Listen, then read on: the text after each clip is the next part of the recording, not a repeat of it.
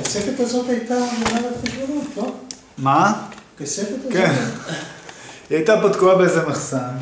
מה, לא השתמשו בה? תפסה מקום, לא, היום יש כספת בכזה גודל. האם השתמשו בה? מעולה. טוב, מקליט? מקווה. כן, כתוב מקליט. טוב, אתה שואל או אני? שם. טוב, הייתה פה, קודם כל תודה רבה שהגעת אלינו. בשמחה. אתה עוזר לנו עם העבודה. אני אשאל אותך כמה שאלות, ואני בטוח שאתה תוכל לעזור לנו בעבודה. אז אנחנו נתחיל בשאלה, תספר לנו קצת עליך, איך הגעת לכפר. גם כתלמיד. גם כתלמיד וגם מתחילת הדרך, מאז שהגעת כאן, מהיום הראשון. אני עליתי ארצה בגיל 11.5, ב-51. פברואר 51, כלומר אוטוטו 63 שנים בארץ. בחוץ לארץ היה לי עוד שנה לסיים את בית הספר היסודי. באתי לפה לארץ, אחר תקופה מסוימת הגענו לנחלת יהודה למעברה. המעברה הייתה באזור תחנת הדלק היום שם, מול המכון הווטרינרי. אני הייתי במחזור הראשון שסיים. בזמנו חוק חינוך חובה היה עד כיתה ח'. כלומר, אם רצית ללמוד בתיכון, היית צריך לעשות מבחנים לא פשוטים. מהכיתה שלי היינו 5 שהמליצו עלינו לעשות את הבחינות האלה, זה היה בגימנסיה ברחובות. 3 ימים. ושום הקלות של עולים חדשים, לא כמו היה. אנחנו היינו צריכים להתמודד עם כל החבר'ה מהארץ, ובסך הכל כמה היינו בארץ, 1.5 שנה, 2. בסדר, קיבלנו את הסטיפנדיה, זה מלגה. אני באתי לפה מסיבה אחת פשוטה, מילדות הרעיון שלי היה ללמוד וטרינריה. ואמרתי, לא, צריך להתחיל דרך חקלאות, בעלי חיים. לכן באתי לפה. עכשיו, לבוא לגור פה בפנימייה... בעצם היית חניך בפנימייה. כן, ודאי. בשבילי זה היה המון טוב. למה?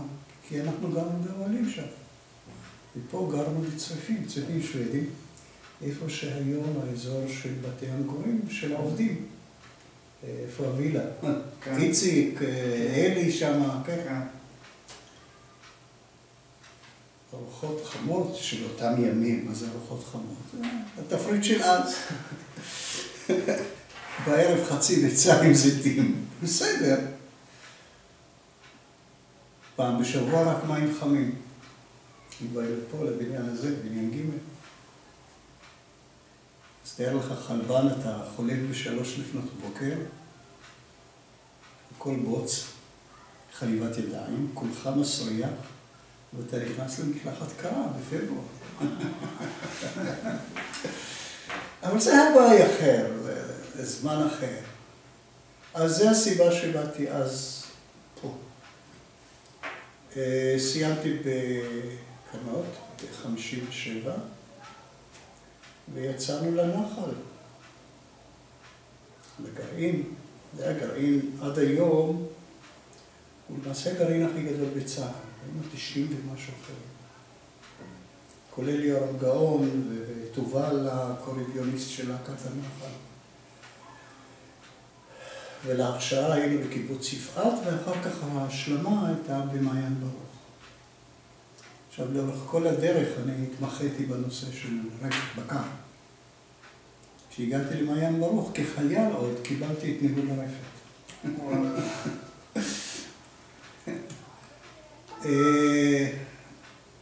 מאוד רציתי להמשיך להיות חבר קיבוץ, אבל המצב הכלכלי בבית לא אפשר. ובאותה תקופה, לא כמו לפני שהפריטו את הקיבוצים, לא היה כזה דבר, תמיכה, עזרה, הייתי צריך לעזור. עזבתי והתחלתי לעבוד במכון וולקני. כעוזר טכני לחוקר בנושא של טיפוח דגנים, חיטה, שיער. ושם קיבלתי את הדחיפה להמשיך ללמוד. עבדתי שם קצת יותר משנתיים וחצי. ולמעשה התקבלתי בלי בחינות, בלי שום דבר, תעודת הבגרות, וההמלצה של מנהל המחלקה שעבדתי איתו, שהוא איש מאוד ידוע, קיבל פרס ישראל. ולמדתי חקלאות. סיימתי BA ב-65. ואמרתי, אני אעשה הפסקה קלה של איזה שנה. למה הפסקה? שוב פעם, החלק הכלכלי, אי אפשר... באותה תקופה לימודי הפקולטה היו כמויות עצומות של שעות שבוע. אני התחלתי עם 50 שעות לשבוע בשנה א' בירושלים, ופה הגענו ל-8, 9, כל השבוע הייתה עסוק, בלי חוכמות. עכשיו, כך בחשבון שזה חצי מהלימודים האלה זה מעבדות. ומעבדה זה לא הרצאה שאתה יכול לבוא אליה ככה. צריך להתכונן וללמוד ולהכין דוח וקולוקוויום. עכשיו, במשך השנה הזאת התחוללו כל מיני שינויים שלא היו מתוכננים אצלי. באיזושהי צורה, אני לא יודע איך נכנסתי לנושא הפוליטי. בדיוק באותה תקופה בנחלת היו פה בחירות. ומרדנו במפלגה, אני איש מערך במקור, בן גוריון, רפי, בבית של מפאיניקים. ואמרנו, לא יודע, היה איזשהו ויכוחים, והקמנו רשימה של חבר'ה צעירים. בתוך חודשיים קיבלנו שליש מהמנדטים, כמעט בלי, משהו, תרמו לנו איזה 300 לירות, משהו כזה. ונבחרתי בראש מועצה. הייתי הכי צעיר בארץ, אז הייתי פחות מ-26.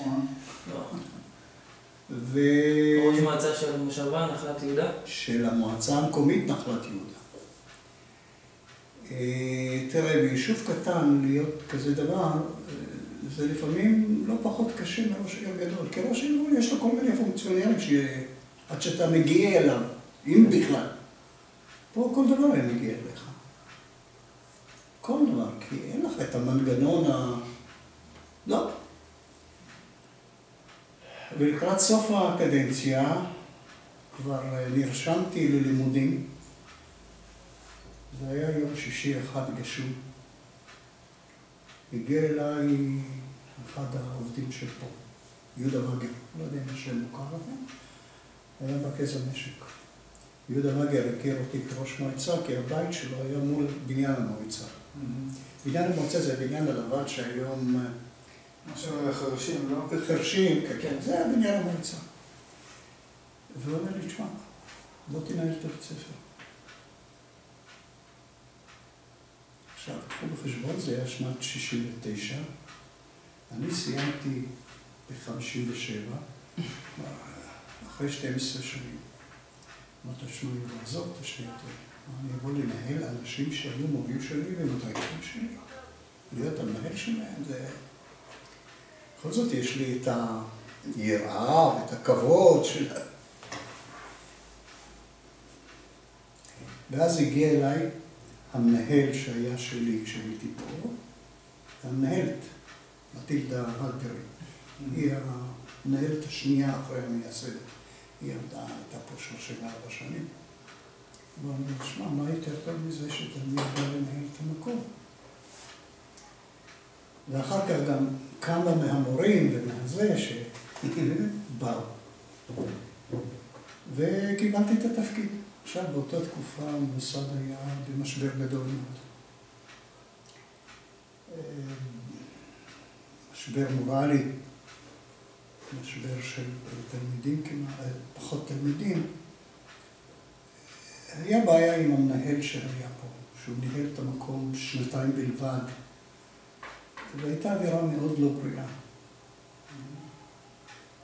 מאוד לא בריאה, ואנשים הלכו עם הראש למטה, ממש ככה.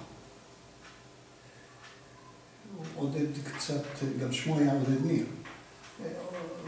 אתה יודע, פלגנות, ופה, תביא לי, תספר לי. והתחלנו לגלגל את המקום. אני זוכר בוויצו אמרתי להם, תראו, אני מבקש מכם שאף אחד לא יבקר במקום חצי שנה. לא לבקר, לא לבקש מה, מי, מה כבר. תנו חצי שנה לראות איך לאן הדברים מתגלגלים. אחרי חצי שנה אני אתן לכם דוח.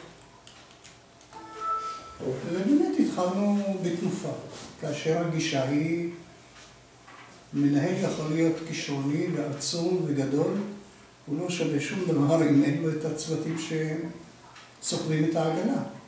בתקופה הזאת איזה תלמידים התחנכו פה? מה המאפיין שלהם?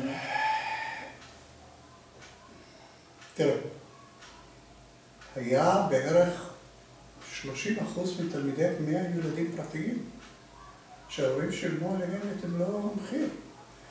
ואנשים, היה לי בן פה של ניצב במשטרה.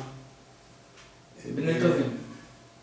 כן, היה לך עם בן לדבר, או בן, איך קראו לו, שכחתי את שם המשפחה, אדריכל ערים בתל אביב, שהוא קיבל פרס ישראל, אני זוכר אותו, היה בא הנה בשבתות, שוכב פה מתחת כעורם. ישראל גורביץ'? לא, לא. ישראל, משהו. הבן היה שאול ברח לי. ראיתי שזה מה זה, תן לי לברוח מהבטונים של תל אביב. היה שוכב פה. את הבת שלי זה סופרת ילדים. לא, איכותי. או שלא כולם. איכותי מבחינת מבנה משפחתי. מבחינת עולים חדשים או... עולים חדשים, לא, אני התחלתי בספטמבר 69. במרץ 70 אנחנו קיבלנו כאן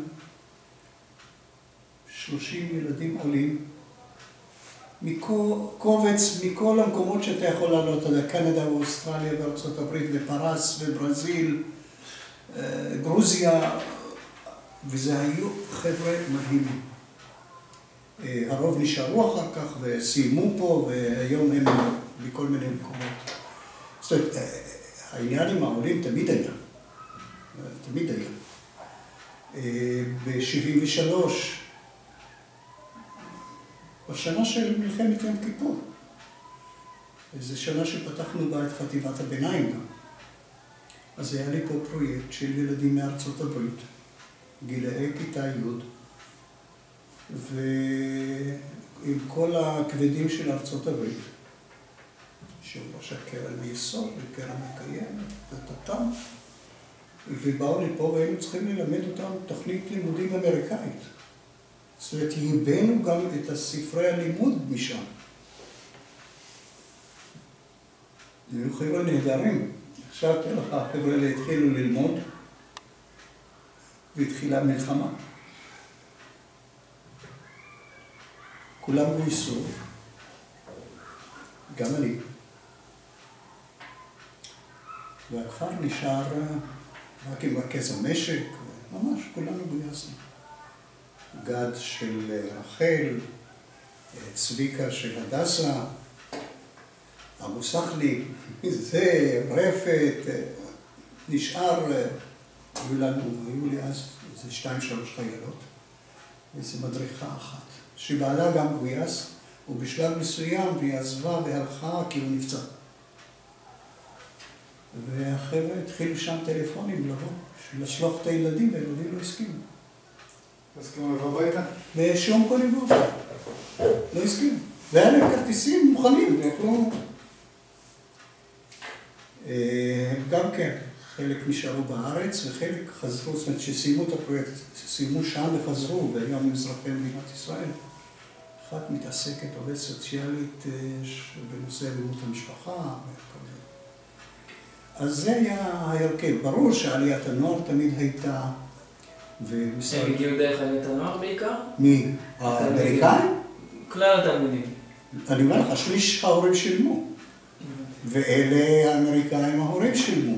לא לנו, דרך הסוכנות וכן הלאה, אבל הם שילמו כסף טוב.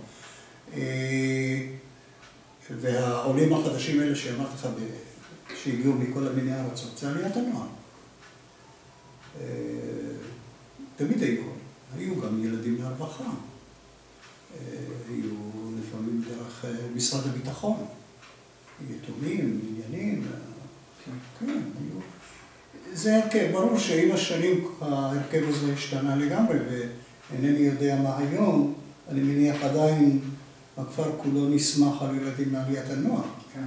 וכמעט, גם בתקופה שלי זה התחיל, משרד הרווחה לאט לאט הסיר מעצמו את העניין הזה, והוא היה מפנה את הילדים שילכו לעשות את זה דרך עליית הנוער. למעשה, אם תשאל היום מה ההבדל בין ילד דרך הרווחה או עליית הנוער, זה אותו דבר. מי שקורא את התיקים ויודע, זה אותו דבר. זה רק תרגיל תקציבי. עכשיו, אם אני אגיד בתחילת הדרך, קודם כל היה משק חקלאי מפותח. זה לא מה שאתם רואים פה היום. היה פרדס של 90 דונם. היה שטח למטה של 300 דונם, שהיום מזכירים אותו לאיזה קבלן, משהו שגדל חיטה שם, נכון? היה ענף פרחים, לול, רפת, פינת חי, טרקטורים, גידולי שדה, ירקות. היה לנו פה בית ספר לנהיגה לטרקטורים, ששניים מהעובדים הוסמכו, אחד למדו לימודי תיאוריה רציניים מאוד. היה לנו פה מוסכניק, שמה שהציל אותו בשואה זה הידע שלו. הוא עבד באופל שם, כי, אתה יודע, בזמן השואה הוא יכול לעבוד שם. והיה לו ידע, הוא העבר את התיאוריה. ואחר כך היו עושים את הטסט פה המעשי, היינו מאותו יום. קודם כל מקבלים את השאלונים ממשרד התחבורה, בודקים אותם ושולחים, וביום הטסט היה מגיע להם הטסטר ובודק את החבר'ה. מה ההבדל נגיד בחניכים בשנים הראשונות שלך, מתחילת שנות ה-70 לעומת שנות ה-80, 90, בפרופיל של החניכים? זה היה פרופיל שונה לגמרי או שזה היה הבדל נגדל? תראה, הייתה יותר מוטיבציה שילדים ישבו ולמדו. בשנים הראשונות. אתה היית מוצא פה, חובר פה, ב-10 בלילה, אתה רואה תלמידים יושבים ולומדים. שנית, גם, לא יודע מה עושים עם זה היום, אנחנו הקפדנו למשל בצורה מוחלטת, בכפייה.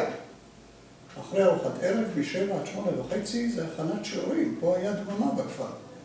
הכנת שיעורים בכיתות, בהכנת שיעורים באולם העיון, או אולם העיון המקורי היה פה בקומה שלישית בבניין ד'. זה היה על... עכשיו, כשבנינו את החלק ההוא, ב-79, אמרנו, לא נעשה פה מגורים. אבל זה היה נורא, עם המדריכים ובודקים נוכחות, ואם הילד מהכיתה היה צריך ללכת לעולם העיון, להכין משהו, אז היה מקבל פתק משם, באיזה שעה הוא יצא משם. זאת העסק הידע איפה. דממה. זה היה בהתחלה, מה קרה בהמשך? לא, זה הרבה שנים נמשך. הרבה שנים. היה את המוטיבציה. כלומר, אני לפעמים הייתי עובר בלילה. לא די, חברים יקרים, מספיק, הלכו לישון. אתם צריכים לישון את 6-7 שעות שלכם. והחבר'ה למדו.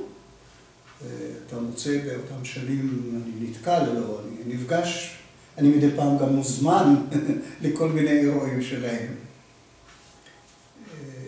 חקלאים רציניים מאוד, יצואנים, עורכי דין, וטרינרים, חבר'ה טובים. אז זה מאוד טעם את התקופה ההיא, שכפרי הנוער הייתה להם... כן, כן, כן. תראה, אני בכיתה שלי למשל בקנות, רוב החבר'ה היו מכפר ורבורג ומבאר טוביה, מושבים, ובאו ללמוד חקלאות. ולמדנו חקלאות וידענו חקלאות. תראה, הבן שלי הגדול, שנולד פה, כולם נולדו פה, הוא סיים את הפקולטה, דוקטור. הוא עכשיו באוניברסיטת קורנל, הוא פרופסור שם. לפעמים סיים פקולטה, הוא לא יודע חקלאות. הוא לא יודע? היום רמת ההתמחות היא כל כך ספציפית. זה כמו שאתה הולך לאורתופד. אין היום אורתופד כללי. יש לך אורתופד של זה ואורתופד של זה. הוא התמחה בתחום מסוים, משהו בעפות, בהזנה. אני למדתי את הלימודים בפקולטה תוכנית כוללת. אני למדתי את כל ענפי האפשרויות, קראו אותם.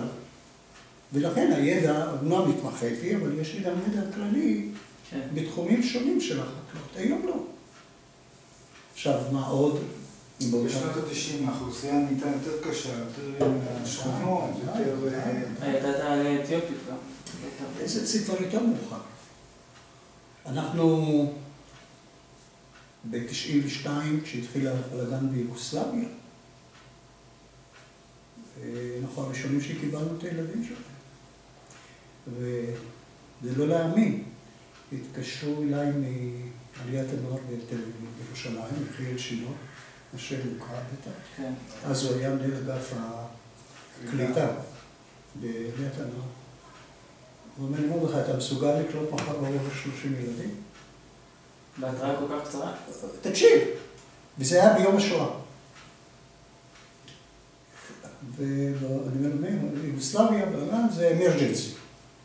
אמרתי, אמרג'נסי, אני אומר לך, כן. כשאמרתי את הכן, אמרתי, זאת אומרת, לא ידעתי באותה שנייה כי אני עושה את זה.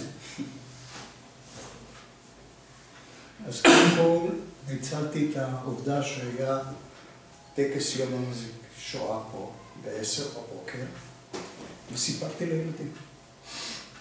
רציתי את הפידבק, כי זה ידרוש שינוי מגורים, עניינים, וכינסנו את מועצת התלמידים. חבר'ה, אני אצורק לכם. תציעו לי, איך אנחנו עושים את זה? מחר ב-4 בבוקר מגיעים. והם הגיעו לאותה מסקנה שלנו. זה איך לעשות את זה, את מי להעביר ואת מי להזיז. ואחרי למחרת, ב-4 בבוקר, קיבלנו את הילדים, ואחר כך קיבלנו עוד קבוצה. והילדים האלה היו פנטסטיים. תלמידים ברמה מאוד גבוהה. בהתחלה הם חשבו שהם באים לאיזה חודש, חודשיים. כשניסינו ללמד אותם באולפן, הם לא רצו. אנחנו באים בו, הם היו כל כך לוקל פטריוטים, הם לא הבינו את כל העסק. והם סיימו פה י"ב, וחלקם הגדול הם פה, בארץ.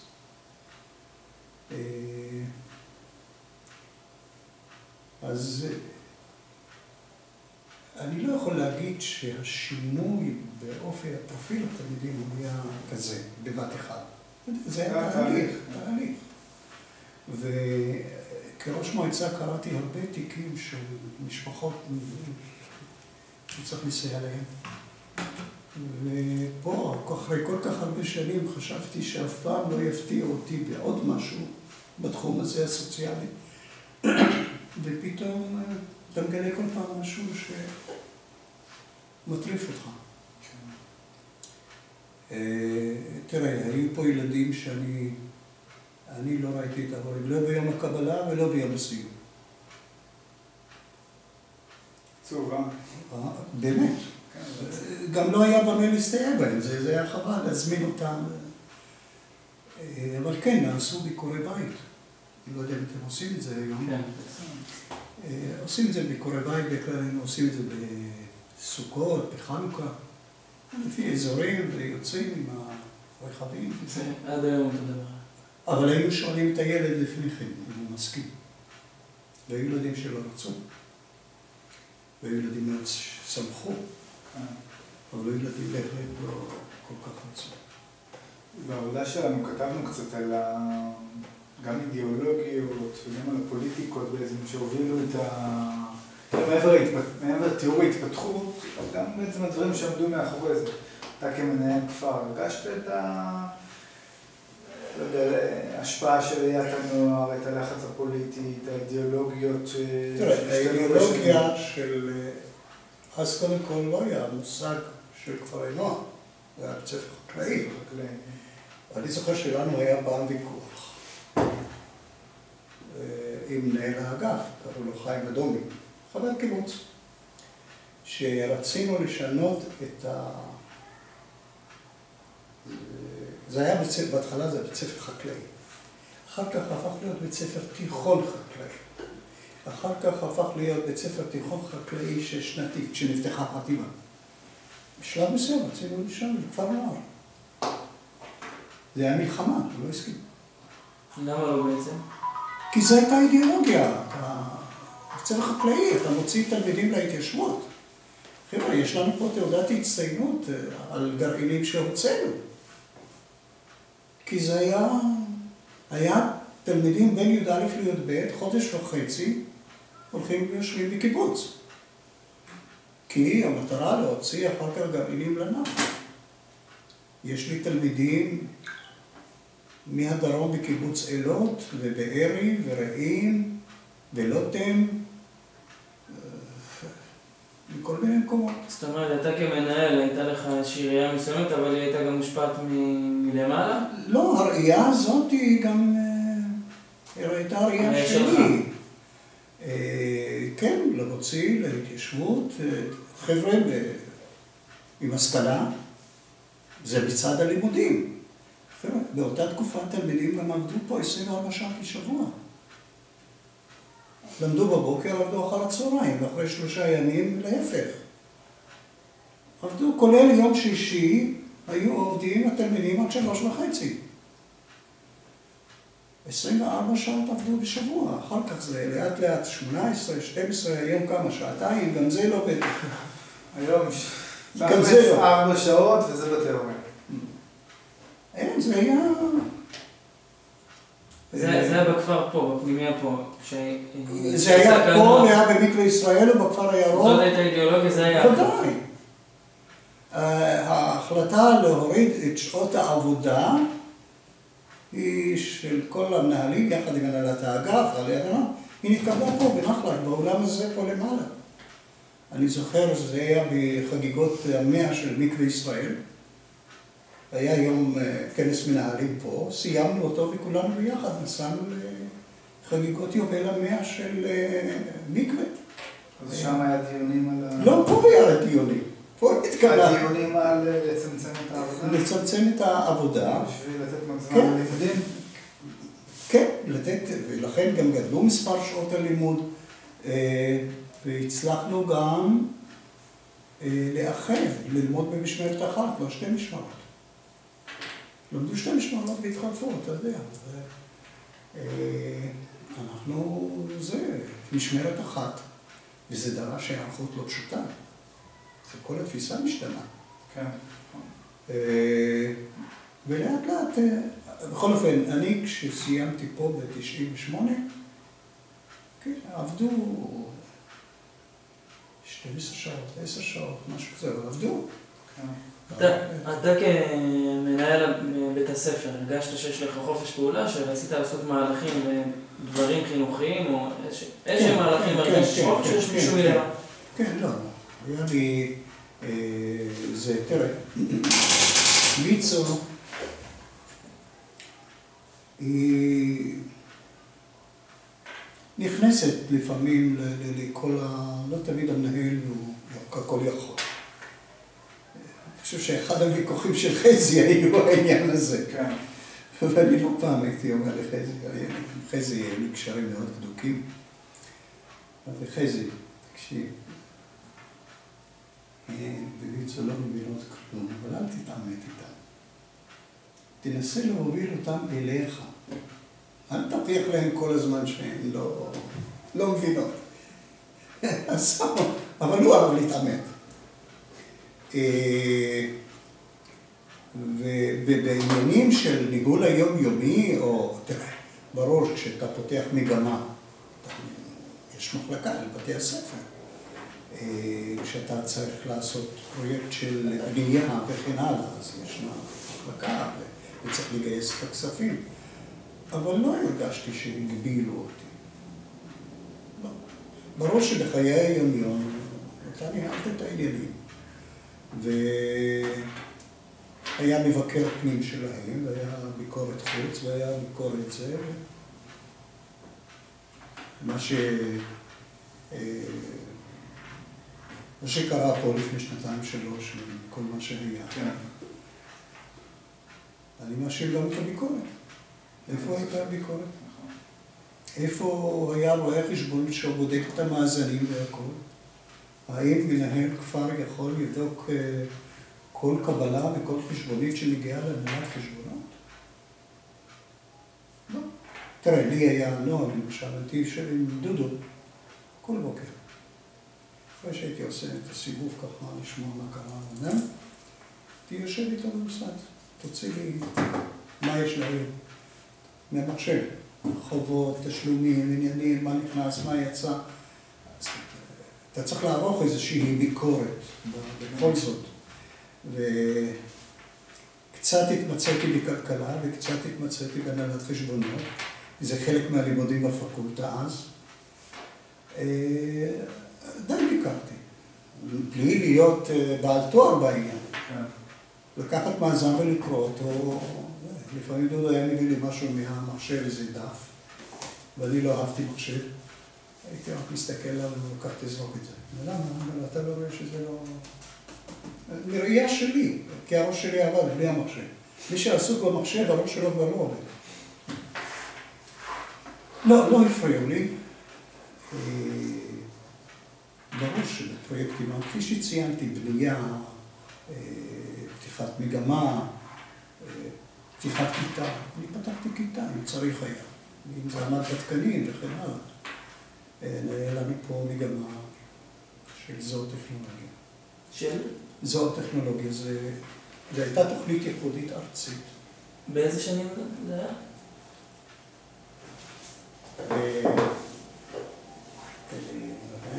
ב-95.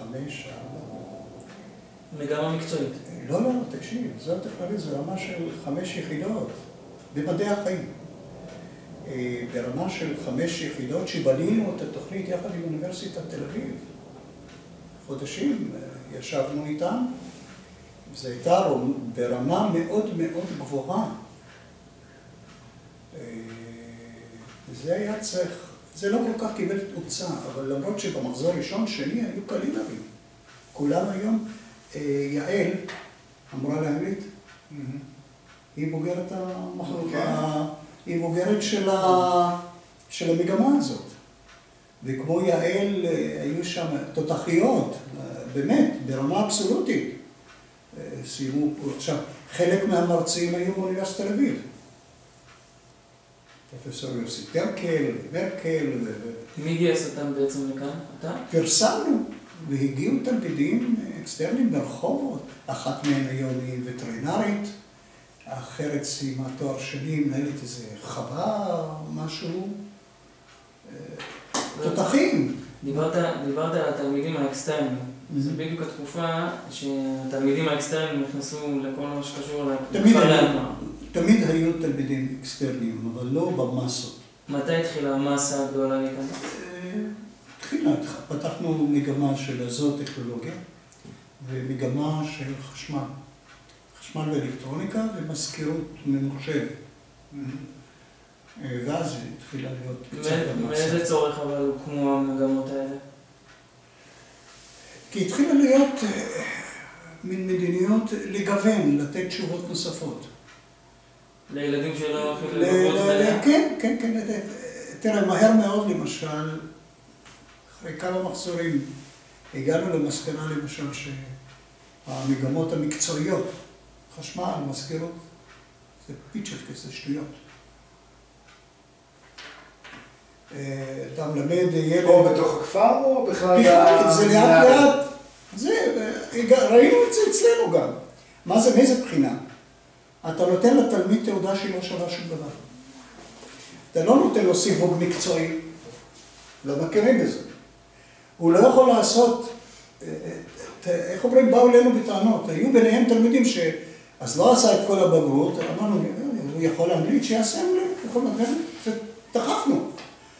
אז זה לא הסתדר מבחינת מבנה התעודה של משרד החינוך, שמה פתאום, אז אמרנו, רגע, לכל הרוחות. אני מעדיף ילד שילמד איך זה נקרא, המגמה הזאת, כיתה קטנה לבגרות, נו. אתה יודע, מב"ר. שיעשה מב"ר. ושיעשה במב"ר כמה שהוא יכול. אחר כך ירצה, ישלים, יש לו מאיפה להתחיל. ואם הוא ירצה ללמוד מקצוע, הוא יכול לעשות את זה דרך משרד העבודה, תוך תקופה קצרה, מקבל סיווג, יכול לעבוד. למה לבלבל לו את המוח? ולתת לו משהו שלא... והיה עוד משהו, זה... אז זאת הייתה החלטה לפתוח את המגמות האלה, לפי מה שאתה מתאר, זו החלטה לא רק של הכפר פה, זו החלטה... פתחו בכל מיני מקומות כל מיני פטנטים. בכפר גלים, כדורגל, אני יודע מה, במקווה גם היה איזה כדורגל, נדמה לי. בקנות יש מגמת השוטרים. זאת אומרת, התחילו קצת יותר לגוון, על מנת קצת להגדיל את האוכלוסייה וכן הלאה. זאת אומרת, מה זה אומר להגדיל את האוכלוסייה? לקבל יותר תקציב בסופו של דבר. כן, שנוכל להתפקד בצורה הזאת. עכשיו, חלק נוסף שאנחנו ביטלנו, אני ראיתי שחלק גדול מתקציב הולך למגמות הטכנולוגיות.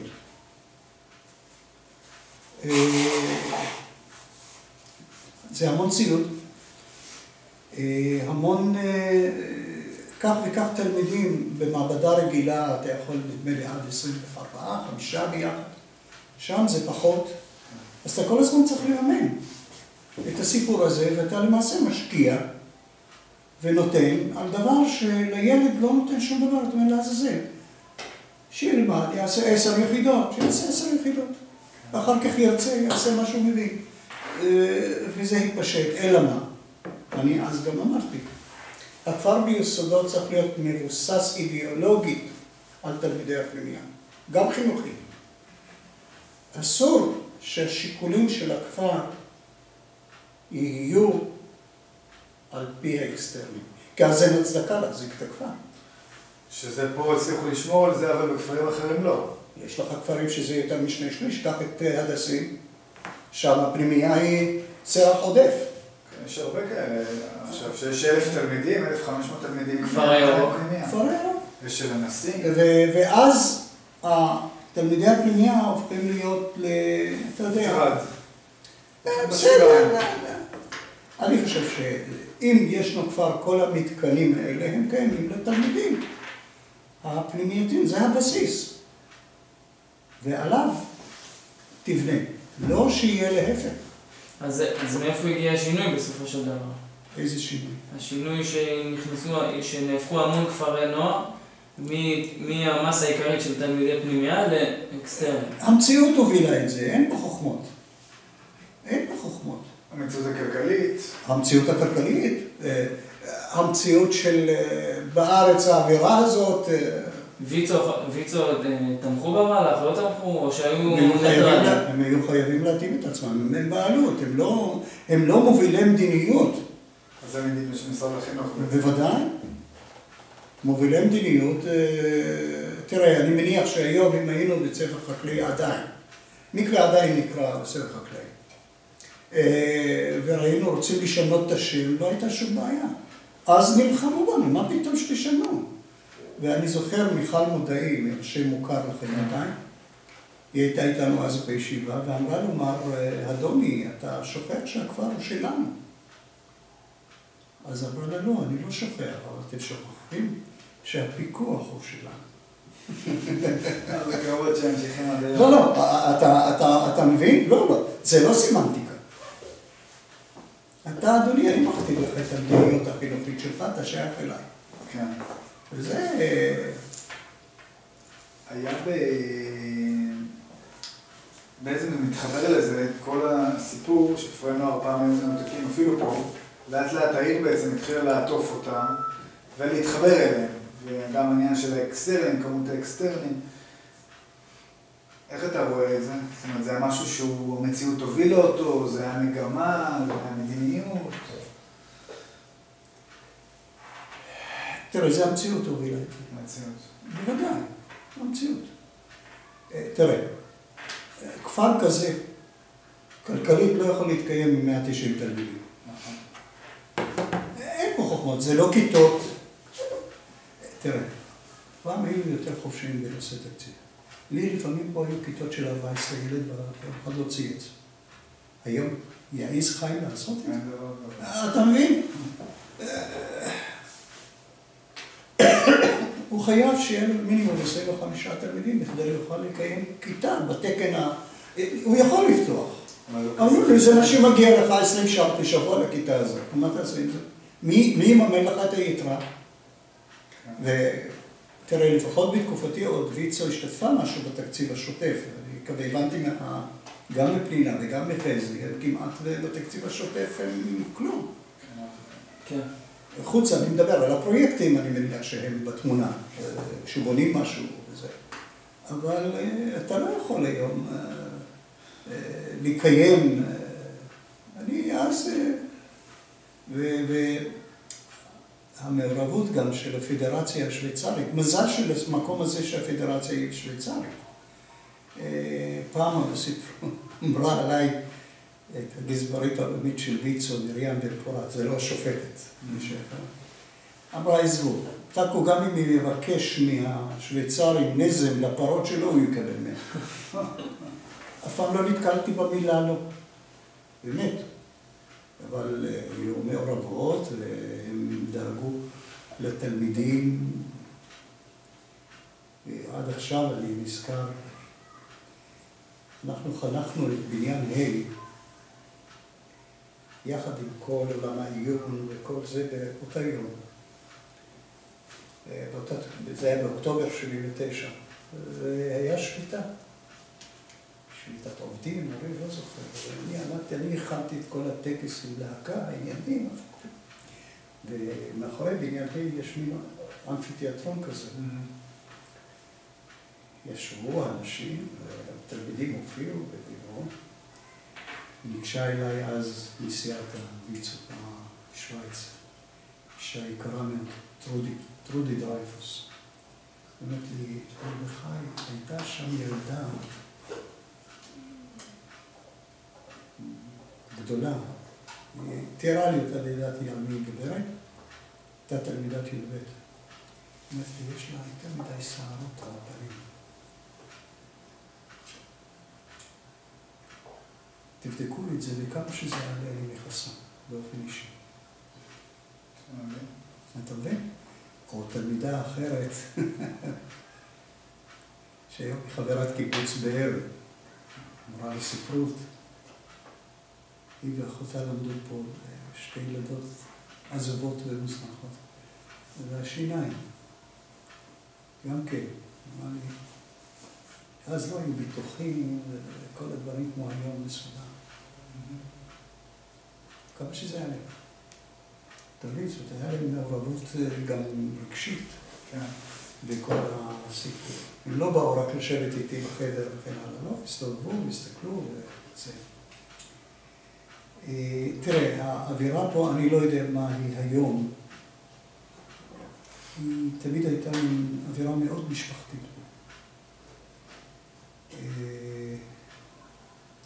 אלה תקופות שלא היו לכולנו רכבים וזה, למשל בתקופת פסח כשהמורות באו לתת תגבור, היו באים עם הילדים שלהם.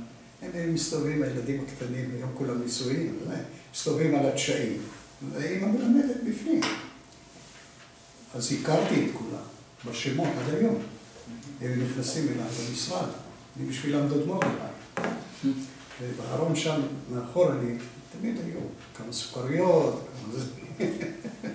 והם לוקחים. זה מסורת שממשיכה. כן, כן, כן.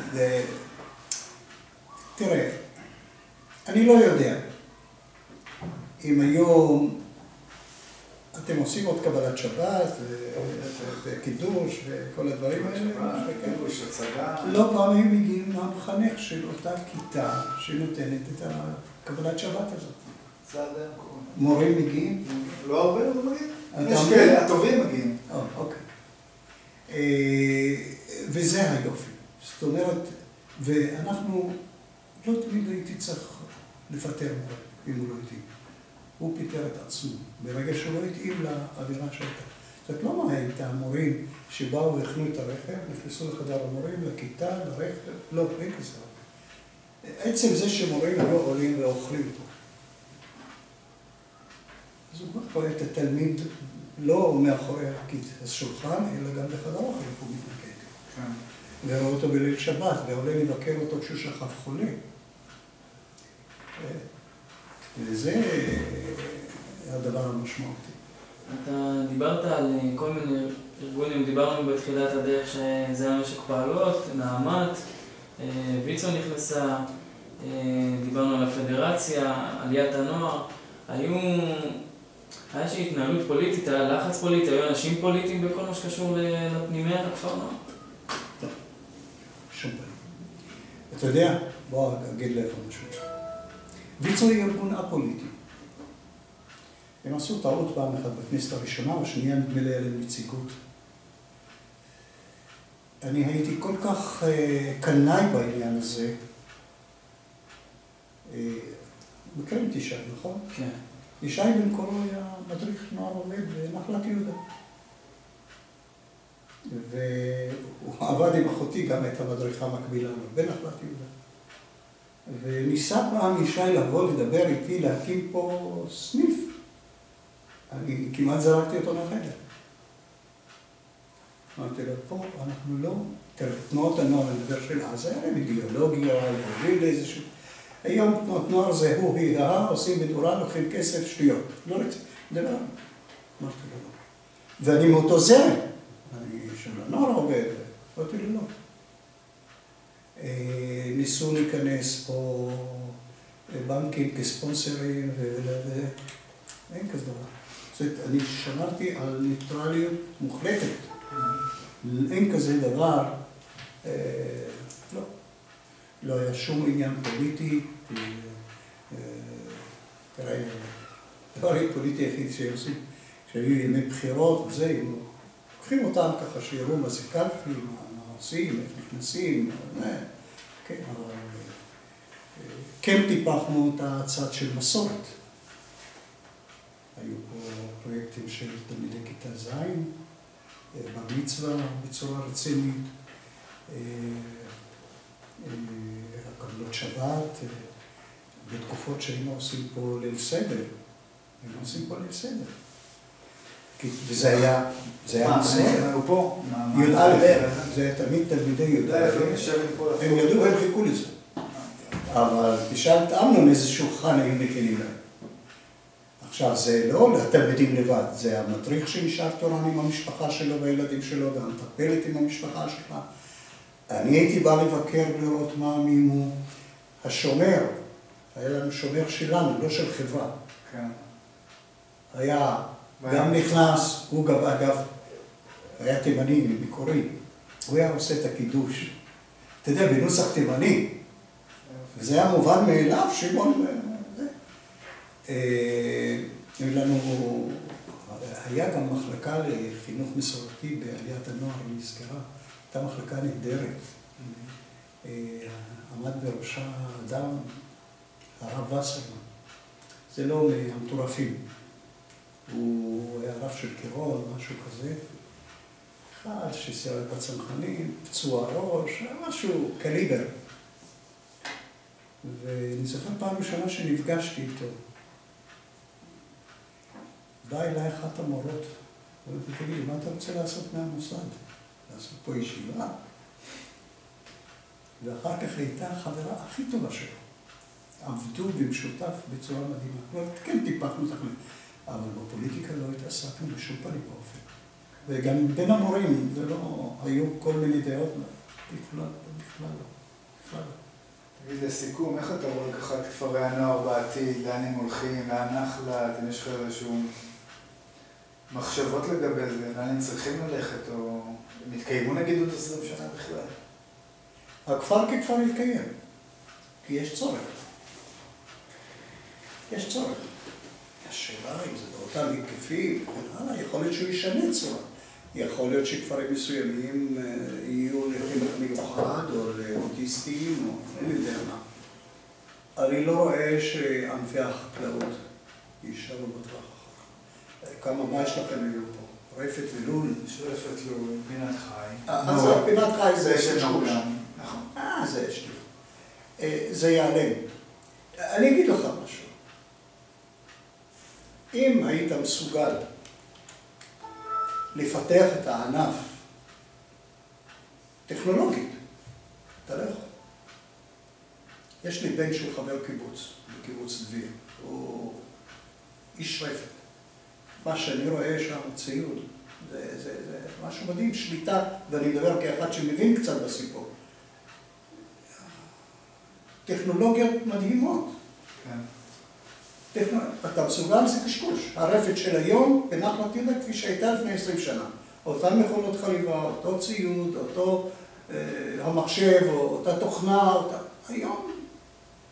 זה משהו אחר, אותו דבר בלול.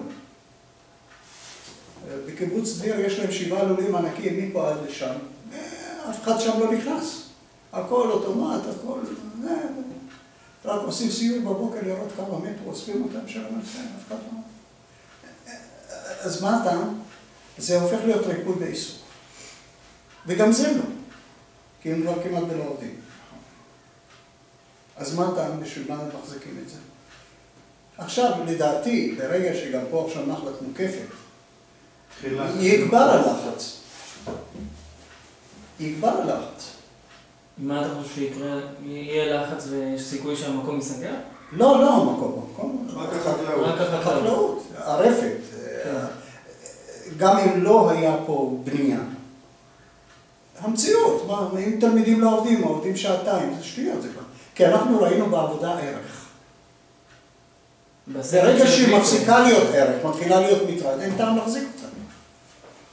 אנחנו, תשמע, בשנות ה-70 עד שנות ה-80, הטרקטור היה עומד פה עם הנגררת שלו, ותלמידים היו עולים כולל בנות, יורדים לכתוב תפוזים. ומרכז הענף היה בודק את הציפורניים של הבנות. שלא יעשו את התפוזים? כן, אתה מבין? וכתבו עגבניות וטירס ופרייסט, אני יודע מה. וזה גם חוויה היה. תשמע, כל שמות הצמחים שאני מכיר היום, זה מהתקופה שהייתי בתיכון. אין. פה, איפה שאנחנו יושבים עכשיו, כשאני הייתי תלמיד, פה הייתה סככת פלאפונים של צמחי נוי. מה היה העיסוק שלנו אחר הצהריים? לעשות תחרות בינינו, מי מכיר יותר שמות. היינו עוברים פה בין הערוגות, ולומדים את השמות. ועל מה דיברו בחדר האוכל הרפתנים? על היום לפרות יש מספר.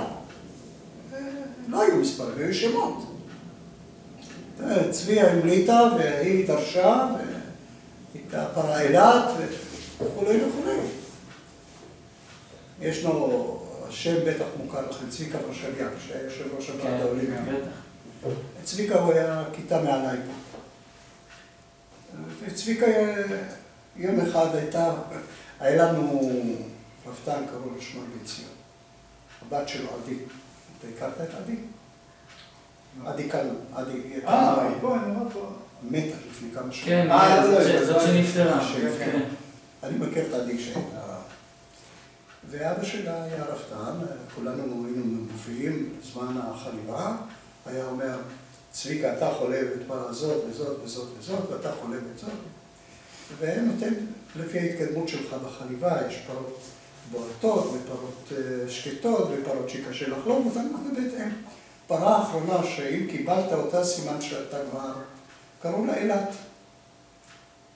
והיא נהגה ברגע שסיימת לחלוב, היית קם עם בלי החליבה והכיסא, אתה נותן בחביתה.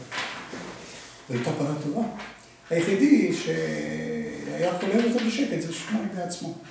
והוא ידע, מסתבר, שכל בפיטמן היה לה חלק שהוא מאוד רגיש. וצביקה קיבל מכה מחברת והיה צריך לנתח אותו בזמנו. כן. אני אומר, כפרי נוער יהיו, אבל הם ישנו צורה. תראה, היום הכפר הירוק, הוא כבר בית ספר אזורי לכל מיני דברים, כל מיני פרויקטים כאלה ואחרים. מה נשאר מכפר הירוק שאני מכיר אותו? נכון. פה מזכירים את השטח ההוא, נכון? כן. למטה, שמישהו זה. פה עובדים שכירים ברפת, איפגי, זה הכל אלה. מה נשאר? שמעון פה בלול המסכן הזה של 5,000 עופות. זה לא... אתה יודע, פעם ניסינו להילחם שתלמידים שיש להם תעודת בגרות, שבפקולטה לחקלאות יתנו להם איזשהו ניקוד מקדמי כזה, אתה יודע. למדו חקלאות, זה מדבר על תקופה טובה עוד שלמדו, אז הם לא הסכימו. אמרו, אתם תלמדו כימיה, מתמטיקה, פיזיקה, אנגלית, את החקלאות אנחנו נלמד, אז לא נתנו. כן. לא היה שום... הכרה ב... כן, הוא היה צריך להתמודד כמו כל תלמיד אחר. כן. אני מניח תראה, ולא חסר צרכים בארץ לאוכלוסיות אחרות בתחום הזה של לאוטיסטים, לחינוך מיוחד, לבעלי צרכים מיוחדים, לא חסר. זה לא יישאר באותה צורה הזאת. אני נותן פה לרפת, לול, גג 10 שנים. אולי. רציתי לשאול אותך עוד שאלה. דווקא מהנקודת מבט שלך, זה נראה לי הכי מעניין. איך לאורך השנים החברה התייחסה לנושא של הפנימיות בכפרי הנוער? כי אתה גם היית חניך, גם מנהל, גם ראית את זה כחניך, וגם כשהסתכלת על האוכלוסייה שמגיעה או לא מגיעה, או הביקורת על הפנימיות. ואיך אתה רואה את זה, איך אתה רואה היום את הפנימיות, מבחינת איך שהחברה רואה? תראה, הפנימיות האלה בשנות ה-50. מי הלך לפנימיות? האליטה. האליטה. בני המושבים הוותיקים. אני לא אלך רחוק, על משה דיין ויגאל אלון וחיים בר-לב ודדו ויפה, אני לא הולך לתקופה הזאת, אני הולך יותר מאוחר. האליטה. אני כשהייתי תלמיד בקנות, החבר'ה שלי היו אלה. וזה היו, אתה יודע, זה מושבים מבוססים, זה כבר דור שלישי, רביעי שם. ובאו ללמוד חקלאות ורצו להיות חקלאים. מי רוצה היום להיות חקלאים? אתה מבין? והיום, גם המושבים, חלק גדול מהמושבים מתחיל להיות הרחבות נדל"ניות. כן. מה עושים היום בקיבוצים? הרחבות. אני מבקר את הבן שלי בקיבוץ דביר, שהם 50 וילות שמה של הרחבה של אנשים שבאים שם לגור. אתה מבין? זה לא... באו אז, עוד התנופה הייתה של הקמת האחזויות, קיבוצים, ולעבות את הקיבוצים הקיימים וכן הלאה. היום נגמר. מה פתאום שאני אוציא תלמידים היום להתיישבות כביכול, כשהקיבוץ מופרט באופן טוטלי. כן. הכל, אתה יודע, אתה בא עם סל הכביסה, שוקלים לך, אומרים לך זה עולה ככה, חשמל, מים, הכל. אז אין גרעינים. מביאים גרעינים מחוץ לארץ כאלה שבאים להתגייס לצבא, אתה יודע, זה לא... בעצם פעם אנשים נרשמים כדי להיות חלק מאליטה מסוימת. ודאי. והיום זה ההפך. אין שום... זה קצת בושה אפילו להירשם לכפר. נכון, כשאתה אומר את הילד פנימיה, אז אתה, יש לזה... עכשיו זה איזשהו נקודה. כן. כי מובן מאליו שאתה כזה... עכשיו, זה במידה מסוימת לא הוגן. אם יש לי פוטנציאל ואני יכול להגיע לרחוק, מה אני אשם שיש לי הורים כאלה? וחבר'ה, יש סיפורים לפעמים מסמרי שיער על ילדים כאלה. ותן לו את ההזדמנות והוא יפרוץ. ויש לי פה דוגמאות בלי סוף רק מנחלת הקטנה. מנחלת הקטנה.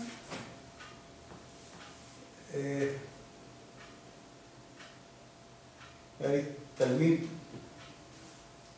שבמלחמת לבנון השנייה כבר הוא היה מ"פ בצנחנים בגדוד של בוגי יעלון. די אדמונד מקריית מלאכי. הוא אמר לי, בשיחת סיכום פעם אני נהגתי לתלמידי י"ב, ממש באותו יום שכבר המזוודות ביד. אחרי שליקו את הבניין, אז הוא יוצא יום, הייתי עושה להם שיחת סיכום. הוא אמר לי, תשמע, מה שאתם השקעתם בי פה, אתם לא תראו. אחרים ידעו מזה. אבל אני יכול להגיד דבר, אם לא הייתי פה, אני לא יודע לאיזה מקום הייתי מגיע. זאת אומרת, יש הערכה לבוגרים. למקום? כן. באבסולוטית. תראה, איך המחזור אמרו, תשמע, אנחנו היום מחנכים את הילדים שלנו בקו שלך. אני הייתי אדם קפדן. לא בתור מטרה לשמה. זאת אומרת, זה היה איזשהו אמצעי. מאוד הקפדתי. והתמדתי. וזה הנקודה. לא בום טרח. הייתי עולה בצהריים לאכול. אוסף ניירות. מהדשא. תלמידים האלה, מה אותך לקבל את זה? אתם מכבדים? אתם לא רוצים שהם ניירים? אל תזרקו. ילדים קולטים את זה. כשקבעתי פגישה לתלמיד, אף פעם אני לא איחרתי, תמיד הקדמתי. זה משדר משהו לילד. אתה לא צריך לצאת בהצהרות לפעמים. והם יודעים, אני אצלי לא הולכו תלמידים עם הרגילים, בנים. אין כזה דבר. היה לי בבקרה אוסף. הייתי ניגש, עושה ככה, שם לי ביד, והבינו את זה. או תלמידות מתבגרות, או שמות קרמים ומרבים וכזה.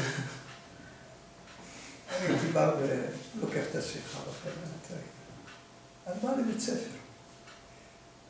לא בא לאיזה דיסקוטק. זה משהו אחר. ליל שבת אפשרו להם להתאפר. דווקא לחדר אוכל. אבל גם כן בהנחיה, ברכה, או מתחילות ללכת עם כל מיני 50 טבעות פה. הייתי אומר לה, תגידי לי, תמונה אחת בקיר, מה את רואה בתמונה הזאת? היא רואה מסבירה. הייתי מקפת למקום אחר שהקיר כולו מלא תמונות. מה את רואה? הכל מלובד. שימי טבעת. היה לי פה מורה לכלכלת בית. הבניין הזה פה כאן. קראו לה אסתר שפיר, הייתה אישיות. גם הילדים קיבלו אותה. הייתי אומר, תלכו לאסתר. מה שצריכו עם אסתר מקובל עליי, בתחום הזה. אז זה היה אסתטיקה שלי בראש, ולא הלכו לצי בנות, זה היה, אין כזה דבר. או עם הגילים, או לא יודע. כי אני מאמין שחינוך הוא לא זבק. חינוך זה שרשרת שמורכבת מהמון המון המון המון חוליות קטנות. וכשאני פוגש אותם, אומרים, שמע, אנחנו מחנכים את הילדים לפי הקו שלנו. ואנחנו מבינים אותו מצוין היום. אז מה אני צריך יותר מזה?